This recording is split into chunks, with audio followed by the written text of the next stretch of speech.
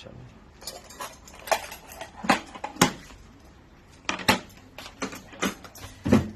Tay, Ah, nainom niyo na ho ba maintenance nyo? okay na kanina pa.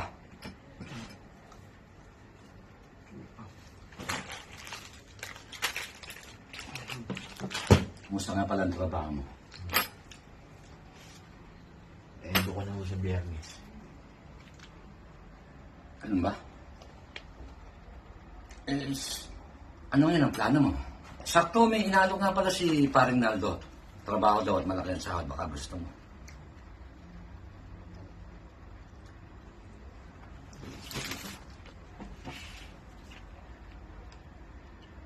Ano yan? Scholarship po. Binigay kanina doon sa program para sa mga out of school. Magbibigyan kami ng oportunidad para makapili ng universidad ng libre. Kung anong gusto namin, basta mag-maintain lang ng magandang grado. Gusto ko sanang tanggapin eh. Saan ba eskwelahan yan? UP o. UP?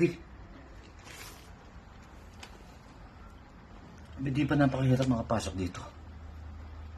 Lalo na sa kagaya mong hindi tapos. Tinanggal na ho nila yung exams para sa mga katulad kong hindi pa tapos. Para naman daw ho sa lahat yung pag-aaral eh.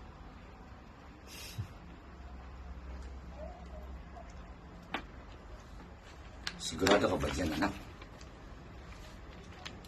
Paano na yung mga kakailanganin mo sa pag-aaral? Yung mga gamit para makapag-umpisa.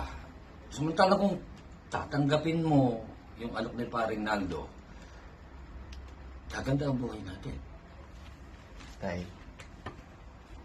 nakapag-ipon naman ako sa pagpapabrika eh. Tsaka, pangarap ko makapagtapos ng pag-aaral. Ay, yung mga gastusin dito sa bahay.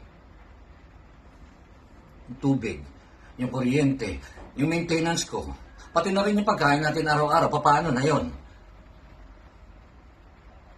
Alam mo naman na, hindi sapat yung kinikita ko sa pamamasada eh.